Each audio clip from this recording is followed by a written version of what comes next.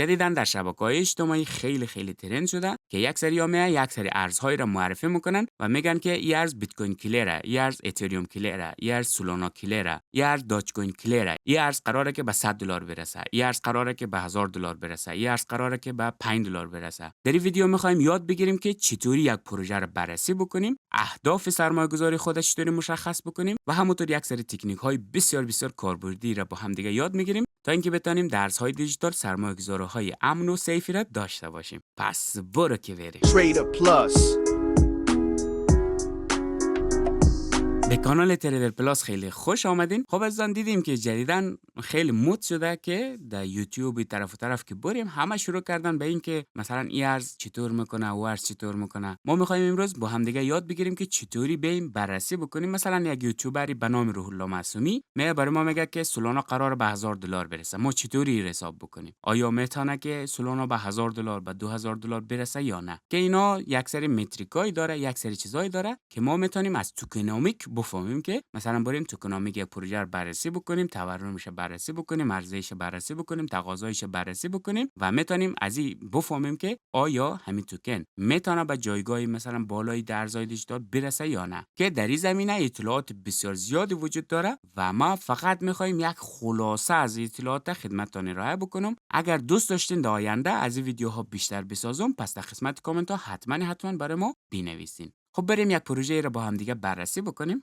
ولی این را قبل از ویدیو خدمتتان عرض بکنم که این موضوع به شدت پیچیده میتونه باشه که ما دو نوع سرمایه گذار داریم در بازار که ما یکی از اون مدل‌ها را باید انتخاب بکنیم. مثلا یک مدلش هست سرمایه گذاری کوتاه مدت.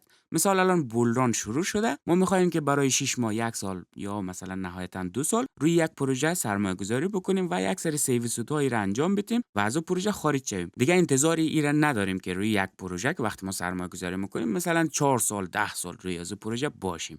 یعنی ما سرمایه‌گذار کوتاه مدت هستیم که در ادامه یک سری متریکایی را خدمتتان عرض میکنم که میتونین با بررسی اونا حداقل یک زمانی را، یک دیدگاه روی مدتی که میخواین روی یک پروژه سرمایه‌گذاری بکنین هم داشته باشین. و همونطور ما در کل در بازار دو مدل پروژه داریم. یک مدل پروژه برای سرمایه‌گذارها هستن، یک مدل پروژه برای کاربرد هسته که راجع به این موضوعات من میتونم ساعت‌ها براتون صحبت بکنم. من فقط اینجا یک خلاصه خدمتتان عرض میکنم که شما یک دیدگاه کوچولو داشته باشین و بتونین مثلا یک سورس براتون میتونم که خودتون برین ریسرچ بکنین راجع به این موضوعات. خب ما الان مثلا میخوایم که یک پروژه را بررسی بکنیم. مثلا الان یک روح الله معصومی آمده پروژه ENA برای ما معرفی کرده، گفته که این پروژه چی هسته، مثلا در آینده میتره کنه، یعنی در آینده می جایگاهی مثلا سوم چهارم بازار. خب ما اینجا کاری که میتونیم بکنیم این هسته که اول بریم پروژه ENA بررسی بکنیم که چی پروژه‌ای هسته در چه حوزه‌ای داره کار میکنه.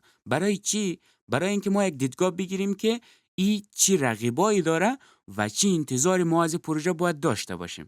که من یک بررسی خیلی خلاصه راجع به این پروژه داشتم، چون که چند روز پیش در بایننس لیست شد، تقریبا 5-6 روز پیش. خواستم ببینیم که چی پروژه‌ای هسته، چی کار میکنه، در چه حوزه‌ای فعالیت میکنه. وایت پیپرش که بررسی میکردم تقریبا میخواد که یک دیدگاهی داره که میگه ما میخوایم بلاک چین به دلار وصل بکنیم، یعنی یک تعامل بین دلار واقعی و دنیای بلاک چین ایجاد بکنیم که بتونیم مثلا ارتباطات یا تراکنش‌ها را انجام بدیم بین دنیای واقعی و دنیای بلاک چین که تقریبا شبیه لونا هسته، همون لونای خدا بیامرز. خب از این بررسی ما فهمیدیم که این تقریبا مثل لونا هسته، پس ما میتونیم یک انتظار اندازه لونا از این پروژه داشته باشیم. خب ما میتونیم بگیم که این در بهترین شرایط میتونه که شرایطی که مثلا لونا در سال 2021 ایجاد کرده به ایجاد بکنه. خب مثلا ما میگیم که این مثل لونا ترند شوه و خیلی به روی بورس، روی زبان ها به در مارکت کپ مثلا 4م 5م در همین حدودا برسه. ما انتظار نداریم مارکت کپ بیت کوین بگیره. ما میگیم که مثلا مارکت کپ 5م یا مثلا مارکت کپ 7م 8م در این رده ها که برسه ما میتونیم بگیم که این تقریبا در مکس خود رسیده. خب ما مییم از اینجا چی را کشف میکنیم؟ مثلا میگیم که پروژه ENA اگر در بهترین حالت خود بیاد در اندازه چی رشد بکنه؟ در اندازه لونا، که لونا آمده بود در رتبه 2 3 و 4، حالا ما میگیم که بیاد در رتبه 5. خب مییم از اینجا ارزها را از لحاظ رتبه و از لحاظ مارکت کپ میسنجیم. ما میخوایم مارکت کپ به دست بیاریم که تقریبا این پروژه میتونه چی مارکت کپی را به دست بیاره. ما میگیم که این اندازه سولانا اگر مارکت کپ بگیره مثلا میشه 80 میلیارد دلار. خب ما اگر بخوایم بگیم که اندازه بی ام بی میشه، ما میگیم که 88 میلیارد دلار. ما میتونیم از اینجا بریم چیکار بکنیم؟ یک مارکت کپ تقریبی برایش در نظر بگیریم. حالا شما امیر در نظر بگیرین، یک نفر یک شیت کوین معرفی میکنه، میگه که این شیت کوین چی هسته؟ مثلا داج کوین کلیر هسته. داج کوین کلیر یعنی چی؟ یعنی که قرار جایگاه داج کوین بگیره. پس شما اگر او پروژه را داج کوین کلیر میدانین، یعنی رقیب داج کوین میدانین، پس باید به این مارکت کپ داج کوین برای بررسی پروژه در نظر بگیرین. خب در حال حاضر ما اینی ارزه میخوایم که بررسی بکنیم و ما میگیم که تقریبا جایگاه لونا را در سال 2021 که رسیده بوده بگیره، یعنی در همون مارکت کپ لونا در سال 2021 برسه. خب من اینجا ارز لونا را باز کردم. ما در چی کار داریم؟ ما میگیم که در سال 2021، یعنی تاریخی که لونا یک رشد خیلی خیلی خوب کرد، اینجا مارکت کپ برای ما مهمه، نه پرایس. پرایس اصلا کار داشت نداره، مارکت کپ برای ما مهم هسته. خب ما میگیم که مارکت کپ لونا در همین اوجی که داشت چند بوده؟ ببینین 139 میلیارد دلار مکس مارکت کپش بوده. خب ما اینجا چی به دست آوردیم؟ یک مارکت کپی که انتظار داریم که یک رقیب لونا همو را بتانه که تقریبا به دست بیاره، یعنی او را میگیم که لونا کلیر هسته، یعنی میگیم که همین خدمات لونا را ارائه بکنه و از لونا هم جلو بزنه. ما تقریبا میتونیم بگیم که یک مارکت کپ اندازه لونا را بتونه به دست بیاره، 140 میلیارد دلار بتونه مارکت کپ بگیره. خب ما اینجا یک مارکت کپ تقریبی به دست آوردیم. خب دوباره برمیگردیم روی همین پروژه. حالا ما یک مارکت کپ داریم که این قسمت نگاه کنین، مارکت کپ نوشته کرده 1.5 میلیارد دلار مارکت کپ در حال حاضر همه پروژه هسته. اگر بگیم که اگر ما همین اعتقاد داشته باشیم که پروژه ENA میتونه جایگاه لونا رو بگیره، ما میایم چیکار میکنیم؟ از مارکت کپ قبلی لونا میتونیم پیش بینی بکنیم که قیمت ارز چقدر میتونه رشد بکنه. خب مارکت کپ اصلا چه هسته؟ این قسمت روی این علامت تعجب اگر بریم، برای ما میگه که مارکت کپ مساوی است به قیمت ارز ضرب در ارز در گردش. یعنی ما همین حجم پولی که داخل یک پروژه هسته را بهش میگیم مارکت کپ. پس میشه قیمت ضرب در ارز در گردش. ارز در گردش چی هسته؟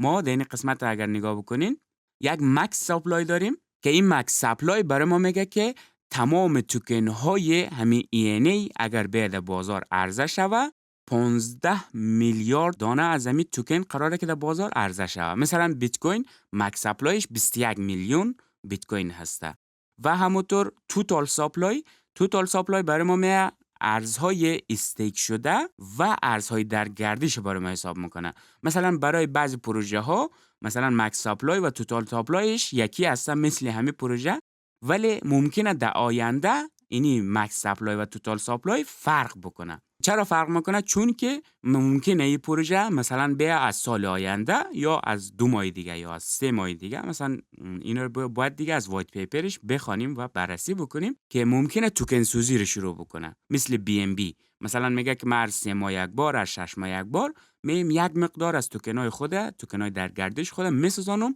چرا؟ چون که تورم بتونه کنترل بکنه. که توتال سپلای می همون توکن های سوخته شده را هم اینجا می ازش کم میشه. و همونطور در این قسمت پایین ما چی را داریم؟ ارزهای در گردش 1.4 میلیارد. پس در مجموع قراره که 15 میلیارد شوه، یعنی 15 برابر همین توکنش عرضه شوه که ما رو بحث تورمش هست. در قسمت وستینگا ما میتونیم تورم بررسی بکنیم که ایره در ادامه موریم بررسی میکنیم که ما چطوری میتونیم تورم ایره بسنجیم. خب پس ما در حال حاضر میخوایم که مارکت کپ بسنجیم. مثلا اگر همین ارز به اندازه مارکت کپ لونا برسد چقدر میتونه که رشد بکنه. خب پس ما میایم اینجا چیکار میکنیم؟ مارکت کپ گذشته لونا چند بود؟ در بهترین حالت مارکت کپ لونا 139 میلیارد دلار بود. خب ما میایم ماشین حساب خود باز میکنیم.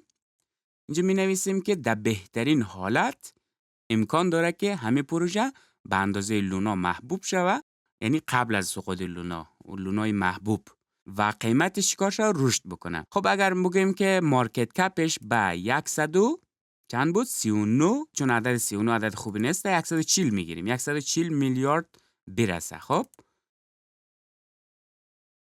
140 میلیارد دلار مارکت کپش شوه. خب میایم چیکار میکنیم؟ میرم مینویسیم مارکت کپی که ما انتظار داریم همین پروژه دهش برسه. ایره میگیریم تقسیم بر ارز در گردش. ببینین ارز در گردش، نه مکس سپلای. مکس سپلای ارزهایی که هنوز در گردش نیسته. پس ما اینی ارز در گردش مد نظر میگیریم که 1 میلیارد و 430 میلیون از همین توکن فعلا در گردش هسته. خب ما اگر این رو مساوی بزنیم، ببینین برای ما یک قیمتی میته، قیمت 97 دلار. یعنی اگر همین پروژه به اندازه لونا محبوب شوه، لونای محبوب، بازم میگم لونای 2021 به اندازه همین اوج لونا محبوب شوه و به اندازه اوج لونا پول تزریق شوه، قیمت همین ارز که الان 1 دلار هسته میتونه به 97 دلار برسه. در صورتی که ایره توجه کنین، در صورتی که وستینگش درست باشه. یعنی ما از لحاظ وستینگ یا از لحاظ تورم فشاری روی ما نباشه. خب در اینجا بحث پیش میاد که ما حتما باید وستینگش هم چک بکنیم. خب ما یک چیز دیگه هم اینجا داریم که اینجا برای ما میگه FDV. اگر روی چیزش بریم، در این قسمت برای ما گفته که FDV از چی به دست میاد؟ گفته قیمت ضرب در مکس سپلای. اگر مکس سپلای ندارین ضرب در توتال سپلای، که این مارکت کپ کلی همین پروژه رو برای ما در نظر میگیره. مثلا الان همین پروژه محبوب میشه، یک دفعه شروع میکنه به رشد کردن، تیم همین پروژه شروع بکنه به فروش کردن، یعنی به عرضه کردن همین ارز ENA.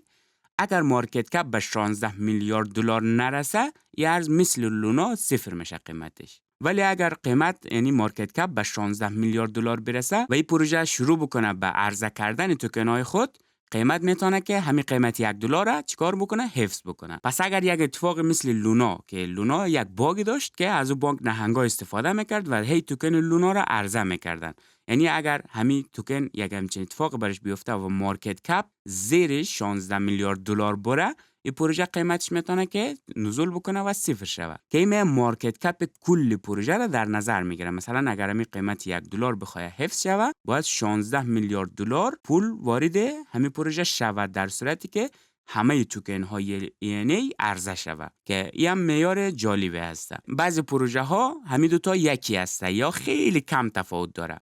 او پروژه ها چه رقم هستن؟ اونا در مکس سپلای خود رسیده. مثلا همین پروژه تا سال 2029 هسته یا 2030 هسته، فکر میکنم که در مکس سپلای خود میرسه که مریم چک میکنیم. خب پس ما از اینجا یاد گرفتیم که چطوری قیمت پیش بینی بکنیم و همونطور اگر عرضه فشار بیاره، یعنی تیم شروع بکنه به فروش کردن همین توکن، چقدر پول نیازه که قیمتش حفظ شوه، یعنی قیمتش صفر نشوه.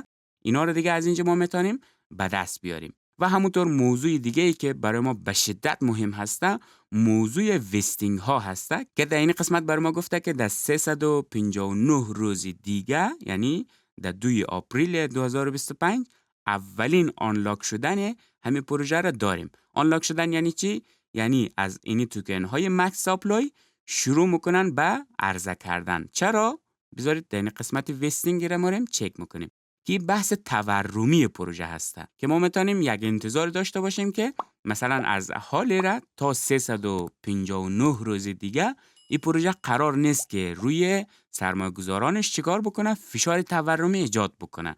یعنی ما اگر بخوایم همین لحظه شروع بکنم به خرید این توکن، میتونم تقریبا یک 300 روزه در نظر بگیرم که فشار فروش آنچنانی نداره، که این مدت برای ما تقریبی یک چیزی برای ما نشان میده.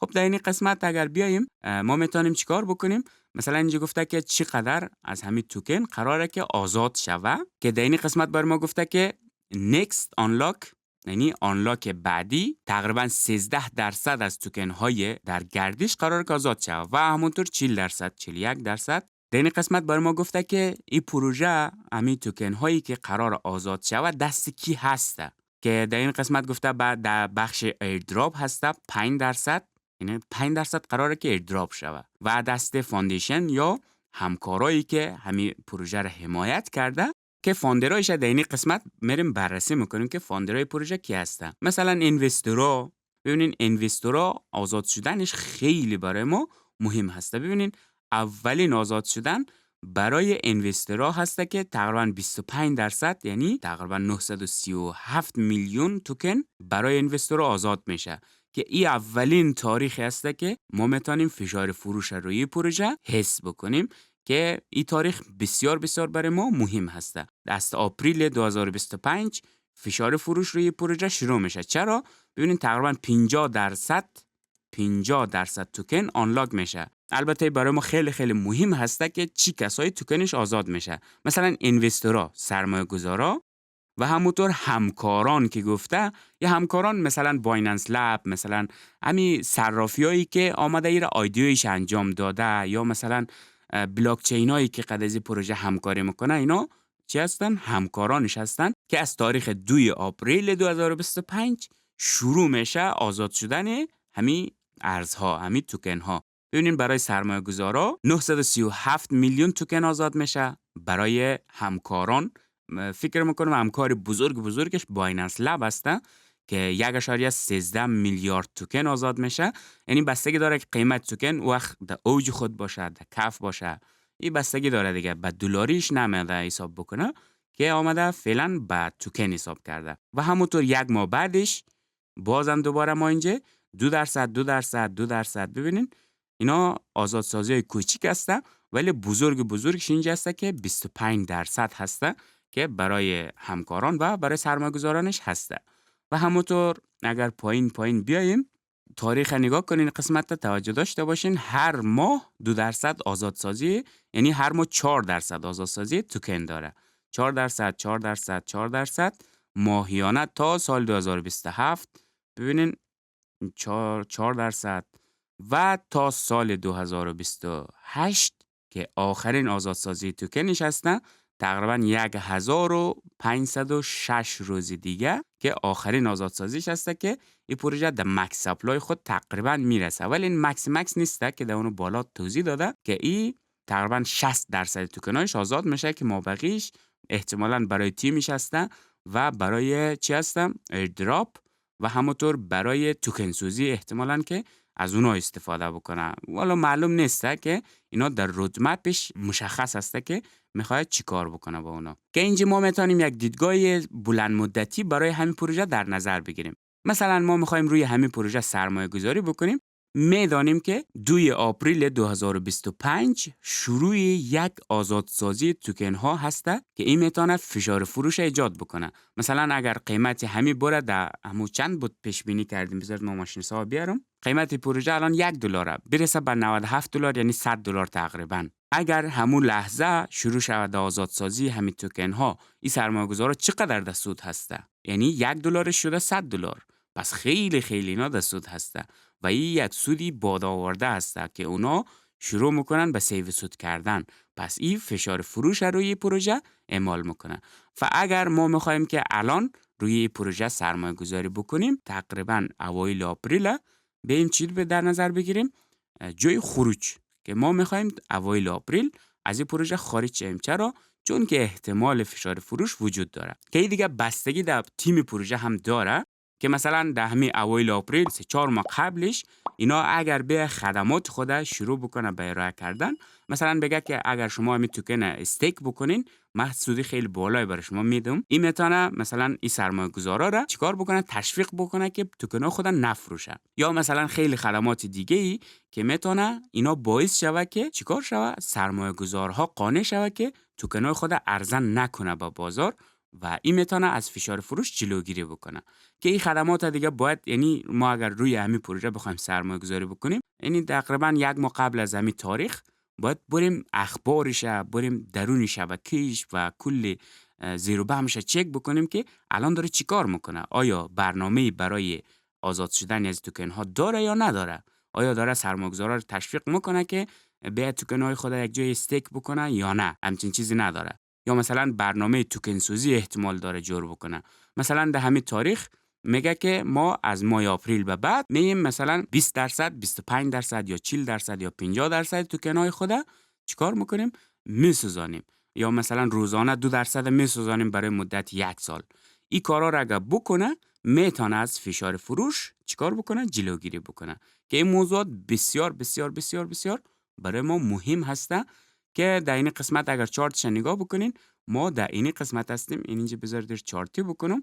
از این قسمت هم میتونین ببینین که ما تقریبا تا سال 2025 یعنی آپریل 2025 دیگه تورم آنچنانی روی پروژه نداریم، ولی از آپریل دیگه تورم ببینین که چقدر داره شدید میشه و در این قسمت ها تا سال 2028 میبینین که در مکس سپلای خود میرسه و یک عرضه شدید داره اتفاق میفته و اگر همو خدماتی که گفتم استیک، همو تشویق کردن سرمایه گذارها برای قفل کردن توکن ها، توکن سوزی، یک همچین برنامه‌ای را پیاده نکنه، این تورم این پروژه را میتونه که از پای در بیاره. پس در این چیزا خیلی خیلی خیلی خیلی دقت بکنین. پس از این بعد هر پروژه‌ای که جدید آمد، شما اولین چیزی که چک میکنین وستینگش هسته که چند ماه این پروژه تورم نداره و برای سرمایه گذارا میتونه که جذاب باشه. خب این موضوع هم کامل آمدیم بررسی کردیم که از لحاظ تورم پس تا 1 سال دیگر تقریبا دلمان جمع است. خب حالا ما این فاندرهاش نگاه میکنیم که فاندرها میتونه یک اعتباری به پروژه باشه، ولی اصلا نمیتونیم بگیم که چون که بایننس لب رویش سرمایه گذاری کرده پس من مورم کلی دارایی خود میندازم رویش. نه، اینا ریسک خود همچنان داره. همونطوری که لونا فاندرهای بسیار بسیار قوی داشت، این پروژه هم فاندرهای بسیار قوی داره که میبینین دیگه اوکی اکسچنج هسته و بایننس لب هسته و خیلی کلگوندهای زیاد هسته که دیگه باعث اعتبار بودن این پروژه نمیشه. همونطور تیم پروژه را از قسمت ما میتونیم بررسی بکنیم که تیم پروژه هم بسیار بسیار مهم هسته. از قسمت ما میتونیم که مثلا بریم توی ایکس یا لینکدین یا افراد راجبش تحقیق بکنیم که اینا چه اشخاصی هستن، که دیگه من نمیخوایم که راجب یه اشخاص صحبت بکنیم، یعنی نظر خاصی ندارم، چون که این ویدیو تمام مطالبی که ما بررسی کردیم جنبه آموزشی داره. خواهشاً گفته های مرا نادید بگیرین و همه اینا جنبه آموزشی داره که من نمیخوایم مثلا به این بگم که تیم قوی داره چطور داره برین سرمایه گذاری بکنین. نه، تمام مسئولیت با خودتان است و من فقط یک دیدگاه براتون میتونم که چطوری به این بررسی بکنین خلاص. و همونطور میتونین توی سایت همین پروژه هم دنبال وایت پیپرش باشین که اونجا بحث چی میاد، بحث عرضه و تقاضا رو باید که توی وایت پیپر بررسی بکنین. عرضه و تقاضا برای ما خیلی خیلی خیلی مهم هسته که برای ما دید میته که همین پروژه آیا قراره که یک کار بزرگی انجام بده یا نده. مثلا همین پروژه اگر بتانه همون باگایی که لونا داشت و باعث نابودی لونا شده رفع کرده باشه و آمده باشه یک راه حل خیلی بهتر از لونا ارائه کرده باشه، میتونه جایگاه لونا را بگیره. ولی اگر نه همون باگا باشه و همون مشکلات داشته باشه و اصلا آمده باشه که یک ترند جور بکنه و از این ترند استفاده بکنه، پس این نمیتونه که جایگاه لونا را به دست بیاره. اینا دیگه بستگی به شما داره که چقدر چند روزه چند ساله میخواین که روی یک پروژه سرمایه گذاری بکنین و باید راجب تیمش، راجب خود پروژه تحقیق بکنین که آیا این پروژه تقاضای آنچنانی ایجاد میکنه یا نمیکنه. که اینجا همو بحث مدل های توکن ها پیش میاد که مثلا توکن آیا مصرفی هسته یا نه سرمایه گذاری هسته. اگر توکن مصرفی باشه ارزش سرمایه گذاری بلند مدتی رو نداره. ما باید که یک مقطعی ازش یک سودی بگیریم و بریم بیرون. مثلا یک مدت 4 ماهه، 5 ماهه، 1 سال نهایتاً یک سودی را بگیریم که به خاطر بولران هست همه پروژه رشد میکنه. وگرنه توکن های مصرفی نمیتونه که در آینده همینطور همیشه سعودی باشه. مثلا اتریوم در نظر بگیر یا مثلا فایل کوین، چین لینک، همه اینا توکن های هسته که برای گسفی قراره که مصرف شوه، یعنی پروژه سرمایه گذاری نیسته. اینا قراره که به عنوان گسفی یا فی شبکه پرداخت شوه. پس بالا رفتن قیمت اینا باعث میشه که شبکه گران شوه و اینجا مشتری ها از اینا خدمات نمیگیره که اینا باعث ضعف شبکه میشه. یعنی خود تیم اصلا اجازه نمیده که و پروژه ها برای همیشه سعودی باشه و همیشه رشد بکنه. که این نظر شخصی من است که در ارزهای دیجیتال ما همچنان خیلی بازار پر ریسک داریم. یعنی اصلا نمیتونیم بگیم که ما روی مثلا پروژه ENA سرمایه گذاری میکنم برای مدت 10 سال دیگه اصلا میندازم توی کیف پول خود و دیگه دست نمیزنم. این دیدگاه کاملا به نظر من، این نظر شخصی هست، فعلا اشتباه هست، چون که حوزه کریپتو هنوز قانون گذاری نشده. یعنی در آینده نزدیک، شاید امسال، شاید سال دیگه، یک سری قانون گذاری های احتمالاً برای کریپتوها اتفاق میفته که از او به بعد ما میتونیم بگیم که آره کدوم پروژه ها سیو هسته و کدوم پروژه ها ریسکی هسته. چون از لحاظ قانون گذاری اگر اونا بیا رگولاتوری شوه، این میتونه اتفاقای خیلی خوبی بیفته. ولی در حال حاضر میتونه مثلا هر پروژه ای را SEC بیا خیرش بگیره و او پروژه به شدت افت بکنه و از بین بره. که در اینجا مهمترین چیز همو غیر متمرکز بودن هسته. مثلا الان اتریوم اگر SEC بیا خیر مثلا ویتالیک بوترین بگیره بگه که تو یعنی خلافکار انجام دادی، پولشویی کردی، نمیفهم چطور چیکار کردی، اگر همچین اتفاق بیفته و ایر بگیره و زندان بکنه، چی اتفاق برای اتریوم میفته؟ هیچ اتفاق نمیفته. اتریوم، پروژه اتریوم، بلاک چین اتریوم با کار خود ادامه میده. شاید یک نوساناتی بکنه ولی در نهایت با کار خود ادامه میده، چون یک پروژه غیر متمرکز است. این موضوعات حتما در سرمایه‌گذاری خود مد نظر بگیرین که دیگه اینا بحثای خیلی خیلی طولانی و سردرد کننده هستن. ما نمیخوایم واردش شیم که این موضوعات است که شما برای سرمایه‌گذاری بلند مدت باید که مد نظر بگیرین. که بعضیا میگن مگر که مثلا توکن چین لینک بخرین، توکن نمیفهم XRP رو بخرین برای 10 سال دیگه نگاه بکنین. نه، همچین چیزی نمیتونه که درست باشه. و تنها موضوعی که میتونم درش اشاره بکنم این است که کاربردهای توکن ها خیلی خیلی خیلی خیلی مهم هسته و همونطور تورم پروژه خیلی خیلی خیلی مهم هسته. تورم پروژه سرمایه‌گذارا رو تشویق میکنه که روی پروژه سرمایه‌گذاری بکنن. مثلا اتریوم الان در آپدیت جدیدش آمده توکن سازی رو اضافه کرده. این خیلی اتریوم محبوب میکنه بین سرمایه‌گذارا، چون در سرمایه‌گذار خود اهمیت قائل میشه. ولی مثلا خیلی از پروژه ها تورمای آنچنانی داره که اصلا قصه ایش هم نیست، همون رقم عرضه کرده رئیس تو فقط پولشانه در جیب خود میزنه. که راجع به موضوعات میتونم ساعت ها صحبت بکنم، ولی این ویدیو هدفش بود که ما یک دیدگاهی، یک بررسی خیلی خیلی خلاصه و اجمالی از یک پروژه داشته باشیم که مثلا این پروژه چی کار قرار انجام بده، بریم یک رقیب برش پیدا بکنیم، او رقیب مارکت کپش در نظر بگیریم، این رو بگیم که اگر قرار باشه به اندازه رقیبش رشد بکنه تقریبا چقدر میتونه که قیمتش رشد بکنه. یا مثلا یک نفر میاد یک شیت کوین براتون معرفی میکنه، تعداد صفرایش به شدت زیاد هست، براتون میگه که این پروژه قراره که به $1 برسه. پس شما میتونین از مارکت کپ بین محاسبه بکنین، حساب بکنین که اگر این پروژه قراره که مثلا به $1 به $5 برسه، یا مثلا خیلی میگن که شیبا اینو به $5 میرسه، مثلا داچ کوین به $5 $10 میرسه، خب ما میتونیم که با یک تقسیم یا ضرب ببین بفهمیم که همین قیمت آیا میتونه درست باشه یا نه. مثال خود بیت کوین در نظر بگیرین که آیا بیت کوین میتونه مثلا به $1,000,000 برسه یا نه. اصلا همچین تقاضایی برای بیت کوین ایجاد شده، قرار ایجاد شود. اینا میتونه که شما را یک دیدگاه کلی راجع به بازار بچکه. مثلا بازار الان پتانسیلش در سال 2021 $3 تریلیون بود. حالی $3 تریلیون اونجا بستگی داره که چند تا ارز بود، یعنی ارزهای خیلی زیادی بود. سهمیه این بیت کوین چقدر بود؟ اگر بیت کوین مثلا امسال خیلی زیاد تقاضا برش ایجاد شود، یعنی 2 برابر شود، 3 برابر شود، 4 برابر شود، و شما میین مثلا مارکت کپ 2021 بیت کوین تقسیم بر قیمتش میکنین و اینجا یک قیمتایی رو شما میتونین به دست بیارین که میتونه مثلا برای بیت کوین منطقی باشه. مثلا 2 برابر شدن مارکت کپ بیت کوین در امسال در بولدان جدید میتونه منطقی باشه، یا مثلا 3 برابر شدنش، یا مثلا 10 برابر شدنش. ولی 1000 برابر شدنش دیگه خیلی میتونه که غیر منطقی باشه.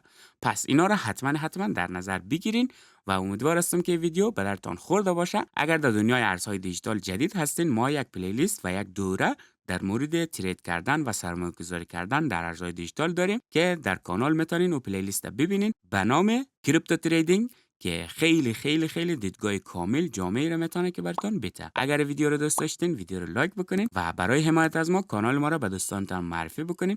با تشکر که تا این لحظه همراه ما بودین. تا ویدیو دیگر، خدا نگهدار.